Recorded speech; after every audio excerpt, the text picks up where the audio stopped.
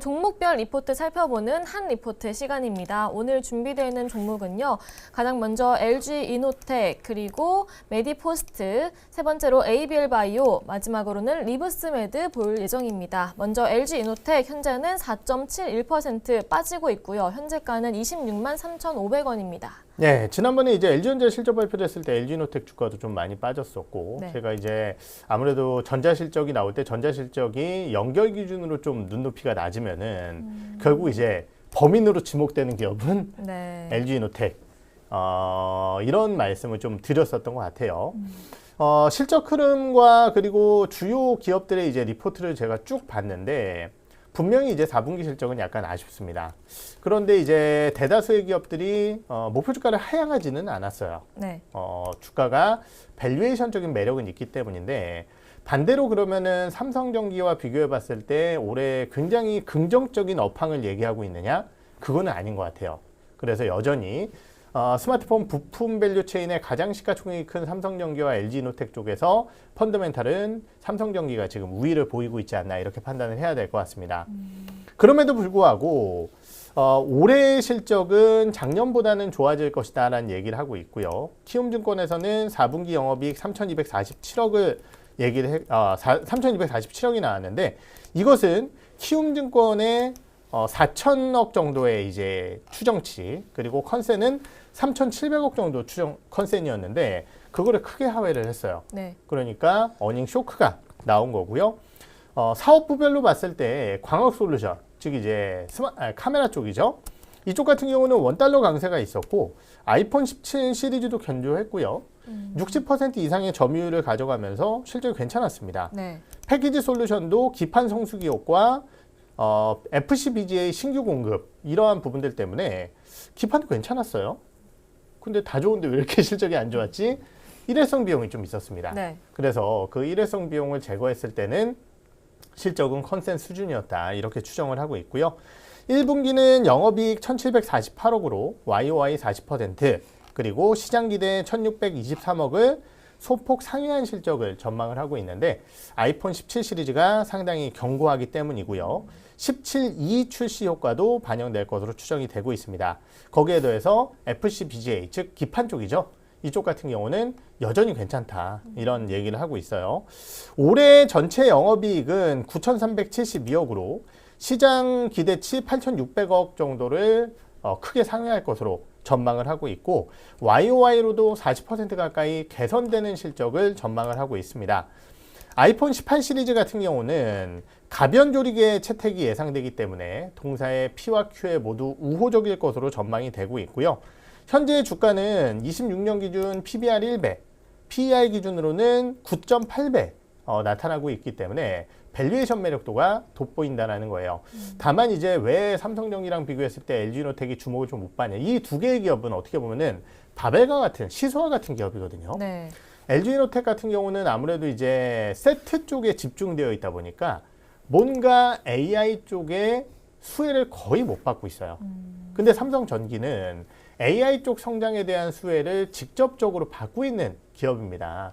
우리가 삼성전자가 왜 SK하이닉스에 비해서 PBR을 훨씬 덜 받았느냐. AI 수혜를 못 받았기 때문이거든요. 네. 지금 LG이노텍이 좀 그러한 안타까운 흐름을 보이고 있지 않나라고 판단을 해봐야 될 것 같고 다만 그래도 실적은 YOY 40% 가까이 개선되고 밸류에이션은 낮은 상황이니까 밸류콜을 좀 부를 수 있지 않을까. 근데 이제 주가도 좀 많이 올라와서 약간 고민되긴 하는 자리다라고 말씀을 드려야 될 것 같네요. 네, 이렇게 LG이노텍 봤습니다. 보는 중에 채팅창에 질문이 들어왔는데요. 네. 강원랜드의 네.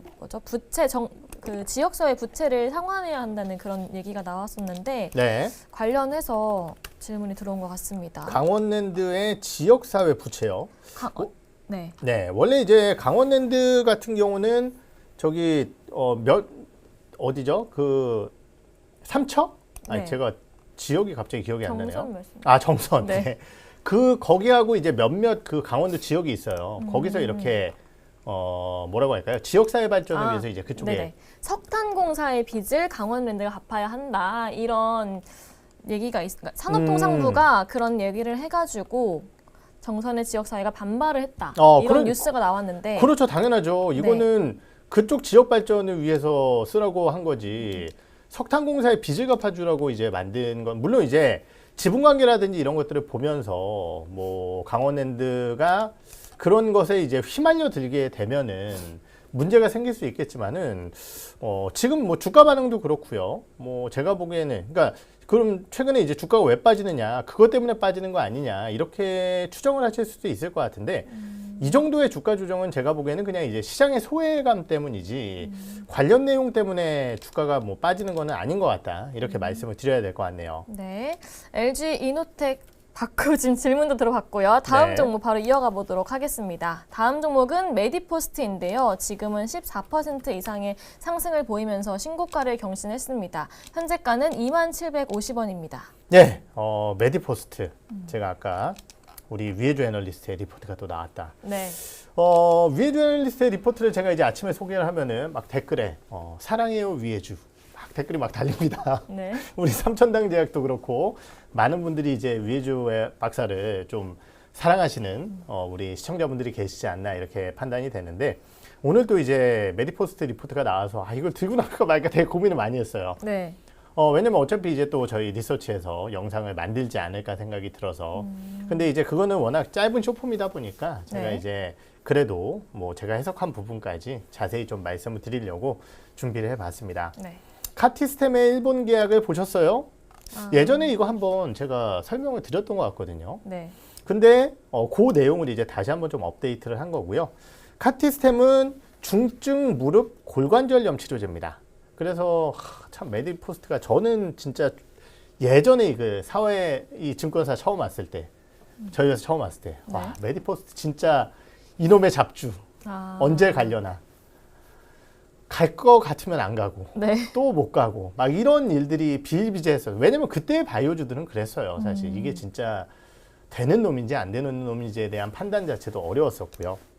그런데 결국은 이제 2012년도에 한국 승인이요. 그러니까 왜 메디포스가 힘들었냐면은 2012년도에 한국 승인이 나왔는데 네, 이게 좀 해외적으로도 확장이 되고 우리나라의 시술 건수도 늘고 돈도 좀 팍팍 벌어줘야 되는데 그런 모습이 잘 안 나타났었기 때문에 참 어렵게 만들었었던 기업입니다.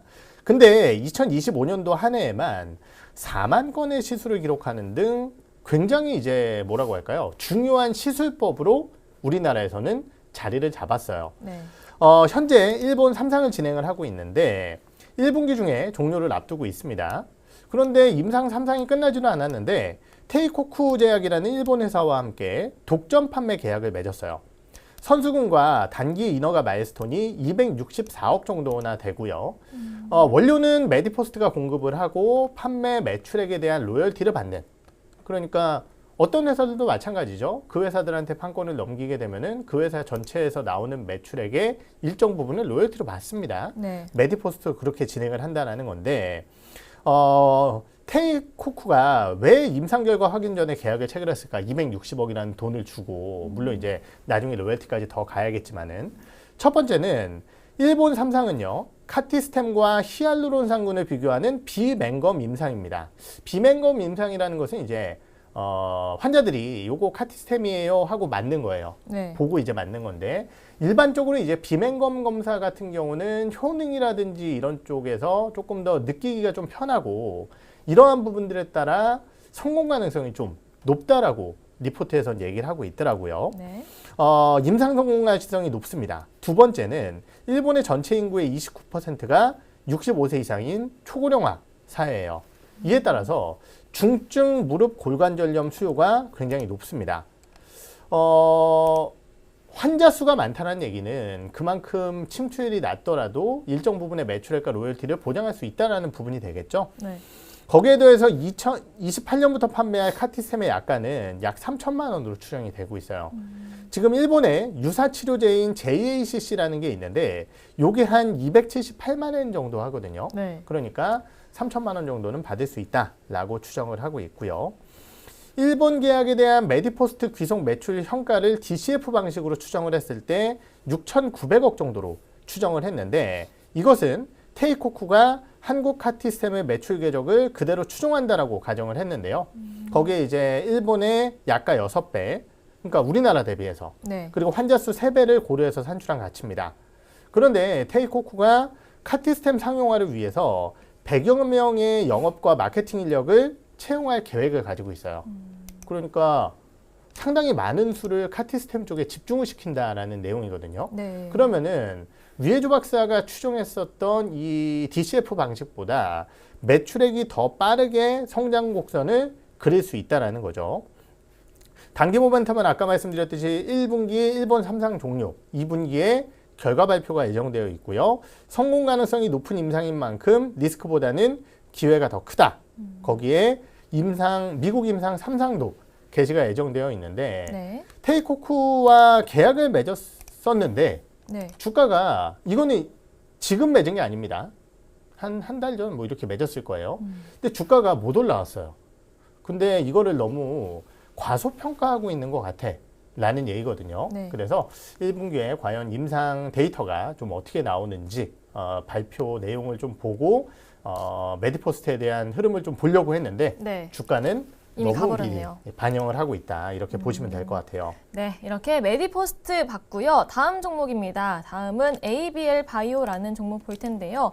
역시 오늘 2.49% 상승을 하면서 신고가를 경신했고요. 현재가는 24만 6,500원입니다. 이 종목 어제도 23% 넘는 강세를 보였네요. 네, 어제 이제 다올 투자 제가 리브스메드 한국증권에서 리포트 나와서 이렇게 주가가 많이 올라가는 것 같아요 이렇게 얘기를 했는데 네. 제가 다시 봤더니 저희 회사 리포트도 뭐 좋은 내용이 나왔죠. 근데 리브스메드 다올 투자증권에서 어제 이제 목표 주가를 미칠 듯한 목표 주가를 제시를 했습니다. 그래서 이제 어제 주가가 좀 많이 올라온 것 같은데 이 ABL 바이오 같은 경우도 다올 투자증권에서 리포트를 냈더라고요. 어제 네. 바이오 2개 냈는데 그 2개의 종목이 모두 다 전일 급등세를 보인 것 같아요. 그럼 어떤 내용이었느냐? ABL 바이오는 뭐 제가 워낙 자주 들고 나왔었던 기업이기 때문에 우리 시청자분들도 너무 잘 아실 것 같습니다. 내용을 좀 보시면은요. 어제 이제 목표 주가를 꽤 많이 상향을 했어요. 16만 원인가 14만 원에서 26만 원으로 상향을 한 거거든요. 네. 굉장히 많이 상향을 했는데 어제 주가가 너무 많이 올라와서 목표 주가와 현재가가 많이 붙어버렸습니다. 어제 나왔던 리포트의 내용은 뭐였냐면은 결국 그랩바디 B라는 플랫폼이 CNS뿐만이 아니라 다양하게 확장될 수 있다라는 리포트 내용이었어요. 우선 코스닥 활성화 정책에 따라서 코스닥 시가총액 상단 종목군들이 관심이 좀 확대되고 있는 상황입니다. 네. 거기에 더해서 이 BBB 셔틀, 그러니까 이제 우리가 약이 어느 쪽으로 잘 전달될 수 있게 만들어주는 것, 이게 이제 어떻게 보면 이제 셔틀의 개념인데 그러한 셔틀 플랫폼의 도입이 가속화되고 있다는 거죠. 지금 노바티스가 사인유로부터 BBB 셔틀을 적용한 항체를 약 2.4조 원에 도입을 하면서 플랫폼 가치가 재조명되고 있어요. 그랩바디 B, ABL 바이오가 가지고 있는 플랫폼은요. 사노피, GSK, 일라이 릴리와 같은 정말 어마어마한 빅파마들에게 대규모 계약을 체결을 했습니다. 그렇기 때문에 이미 이 플랫폼은 기술 검증의 단계가 아니라 라이센싱을 기반한 확장 국면에 진입한 것으로 평가를 하고 있다는 거예요. 이에 따라서 이 플랫폼의 가치만 10.5조 원으로 상향을 합니다. 그래서 여기서 이제 목표 주가 상향이 어마어마하게 크게 나타났고 그랩바디 B의 가치 산정을 지금은 이제 CNS, 우리가 이제 CNS는 일반적으로 이제 중추신경계 질환이라고 해요. 네. 그래서 뭐 알츠하이머라든지 아니면은 뭐 뇌질환 이런 것들이 CNS 쪽이거든요. 그런데 이쪽뿐만이 아니라 비만이나 근감소증과 같은 BCNS 계열 그리고 모달리티도 항체나 유전자 치료제로 확장성을 가져가고 있다고 합니다. 그래서 기존의 알츠하이머 가치의 200%, 알츠하이머는 너무 이제 좁잖아요. 그런데 다른 큰 약으로 혹은 큰 적응증으로 확장성을 보유하고 있다 보니까 이런 것들까지 회사 그 플랫폼의 가치에 반영을 했다라는 거죠. 네. 거기에 더해서 ABL 바이오는 이 플랫폼뿐만이 아니라 ABL 301이라고 하는 파킨슨병 자체 이제 치료 쪽이죠.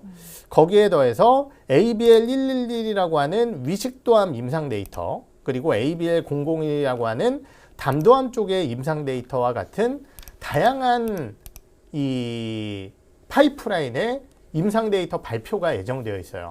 그러니까 이제 플랫폼 같은 경우는 대기업들한테 이렇게 팔아놓고 나면은 사실은 이제 좀 조용합니다. 그쪽에서 이제 개발을 해야 되고 뭔가 뉴스도 그쪽에 기대를 해야 되는데 네. 지금 이제 다른 파이프라인도 보유하고 있다 보니까 이런 것들의 모멘텀을 계속해서 반영시킬 수 있다라는 기대감이 ABL 바이오의 주가를 끌고 올라가는 게 아닌가 네. 이렇게 판단이 들고 저는 사실 ABL 바이오 상장할 때부터 ABL 바이오를 참 관심 있게 지켜봤었는데 ABL 바이오가 너무 오랫동안 사람을 지치게 해서 제 머릿속에 잊혀졌던 기업인데 어느 순간 이렇게 화려하게 부활을 해서 좋은 주가 흐름을 보이고 있는 게 네.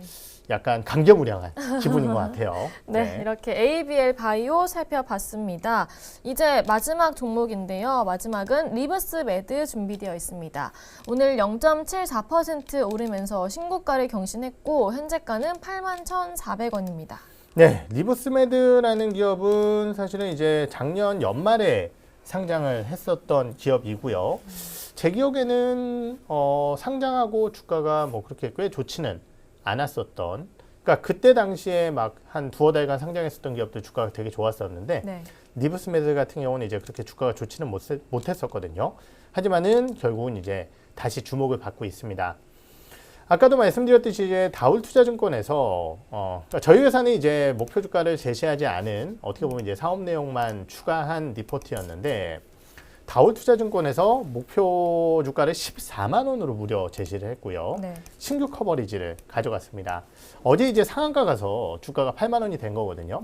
그러니까 이제 상한가 전에는 6만 한 1, 2천 원 수준이었는데 네. 목표 주가를 무려 14만 원으로 제시를 했어요. 그러니까 어마어마하게 업사이드를 높게 제시를 한 겁니다. 그럼 왜 이렇게 공격적으로 제시를 했을까?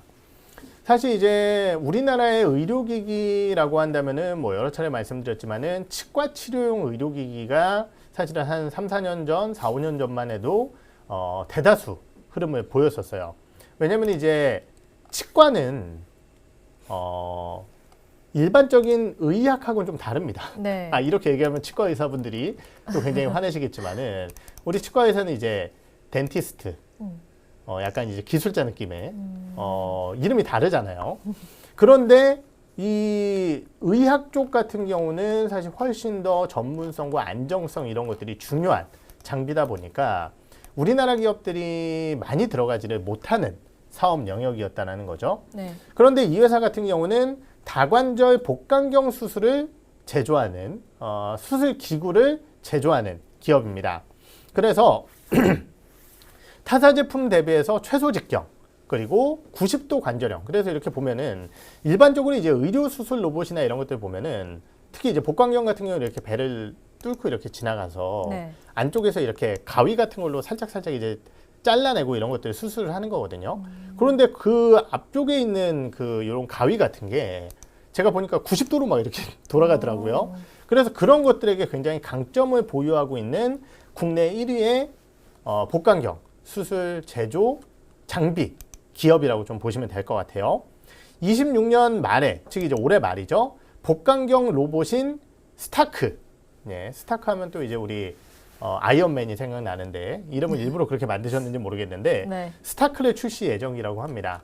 일반적으로 이제 의료 혹은 로봇 기업들이 로봇 시스템을 개발한 다음에 뭔가 이제 장비 툴을 만들어내는 것과는 달리 이 회사 같은 경우는 어마어마한 특허를 바탕으로 한 엔드 툴 쪽에 상당히 강점을 가지고 있어요. 아까 얘기했었던 그 360도 회전인, 90도 회전이나 아니면은 그 최소 직경 이런 것들의 강점을 가지고 이후에 로봇 시스템을 개발하는 차별화된 전략을 가지고 시장을 가져가고 있다. 이렇게 보시면 될 것 같아요. 25년도 누적 매출 1천억으로 기술력을 또 입증을 했습니다. 25년도의 매출액은 514억으로 YOY 90% 증가할 것으로 전망이 되고 있고 26년도 올해 매출액은 1348억으로 YOY 무려 162%나 증가할 것으로 전망을 하고 있어요. 네. 그러다 보니까 피어를 어디에 뒀느냐? 이거는 좀 이제 과도한 것 같은데 우리 이제 티커 ISRG, 예, 제가 인투이티브 서지컬이라는 기업을 예전 이제 해주 탐구 생활 시간 할 때 많이 들고 나왔었죠. 네. 전 세계에서 이제 가장 유명한 의료용 로봇 관련 기업입니다. 이 기업을 이제 딱 빗대서 밸류에이션을 다 했어요. 그래서 인투이티브 서지컬이 이제 초반 성장을 할 때의 그 성장 흐름을 비슷하게 따라갈 것이다. 그리고 매출액은 워낙 빠르게 올라오니까 이에 따른 이익성도 따라갈 것이다라고 전망을 하고 있고요. 이에 따라서 2027년도에 영업이익 흑자 전환, 29년도에는 무려 OP 마진이 31%를 달성할 것이다 라고 전망을 하고 있고요. 미국 FDA 풋머커가는 28년 1분기를 목표로 하고 있습니다. 일반적으로 이제 약보다는 의료기기가 그래도 조금 더 이제 편하거든요. 이런 것들에 대한 기대감이 있고, 네. 지금 이제 14만 원으로 커버리지 개시를 하는데 2027년도에 이제 흑자 전환을 하니까 2028년도 실적을 34배를 적용을 했습니다. 이 PR은 인투이티브 서지컬의 28년 PR의 15%를 할인한 수치라고 좀 보시면 될 것 같고요. 리스크는 특허 이슈나 오버행 이 두 가지인데 일반적으로 상장 기업들은 특허 이슈 같은 경우는 이 회사가 500건의 특허 출원을 하고 있기 때문에 이거 가지고 시비 걸릴 일은 별로 없어 보이고요. 전문 IP 법무팀까지 운영을 하고 있습니다. 네. 굉장히 신경을 많이 쓰는 기업이고 오버행 이슈가 있는데 어제 이제 보니까 10.3%가 풀리면서 기법에서 물량이 좀 많이 나왔더라고요. 제가 보니까. 네. 그런데 이제 주가가 올라갈 때 물량은 사실 크게 영향을 안 받습니다. 잘 팔리거든요. 그래서 어제 이제 254만 주 풀렸는데 1개월 뒤에 사실은 10% 물량이 또 있어요. 이건 이제 약간 부담입니다. 하지만은 워낙 이러한 뭐라고 할까요? 이 리브스메드의 매출 성장에 대한 좀 기대감을 가진 리포트들이 발간이 됐기 때문에 이런 것들을 바탕으로 물량을 좀 잘 흡수하고 시장의 기대감을 가져가지 않을까라는 생각이 들어서 리브스메드 한번 소개를 해드렸습니다. 네, 이렇게 리브스메드 리포트까지 살펴봤습니다. 마무리하기 전에 한 번 더 보고 있는데요. 코스피는 지금 보합을 보이고 있고요. 코스닥은 1.2% 상승을 하고 있습니다. 그리고 메디포스트 지금은 23% 강세를 보이고 있고 오늘 우진 18%, 현대바이오 15%, NHNKCP 13%, BHI 11% 상승을 보이고 있습니다. 오늘 왜 이렇게 주식이 뭔가 재미가 없죠? 네. 어제 그걸 봐서 그렇지. 그런가요? 사실 오늘 재미가 없는 시장은 아니라고 그래요? 생각 들어요. 왜냐면은 네. 코스닥 150도 2%나 올라서고 있고 종목별로도 이 정도면은 사실 좋은데 어제 시장이 우리의 눈을 너무 버려놨다. 그것도 그렇고 뭔가 어떤 종목이 좀 시장을 이렇게 이끌고 있는지 오늘은 좀 혼란스러워요. 근데 사실 어제는 저는 그렇게 생각을 했거든요. 어제 무슨 종목이 이끌고 올라갔을까? 그냥 좋아서 올라간 게 아니라 코스닥 150이 다 올라갔다 이런 생각을 했지 뭔가 종목이 좋아서 올라갔다 이런 느낌은 잘 안 들었거든요. 네. 오늘 말하는 대로 사실 어제 시장하고 비슷하긴 해요. 막 어떤 종목이 좋아서 올라간다라기보다는 수급으로 밀어가고 있는 시장이기 때문에 뭔가 나의 실력이 발휘되지 않는 약간 그런 시장 느낌이긴 하지만은 그래도 코스닥의 키 맞추기가 지속되고 있다는 것은 눈여겨볼 수 있는 시장 흐름인 것 같네요. 네, 이렇게 오늘도 오전 방송은 마무리하도록 하겠습니다. 여러분 좋은 하루 보내시길 바라고요. 저희는 오후 방송에서도 여러분들을 기다리고 있겠습니다. 시청해주셔서 감사합니다. 감사합니다.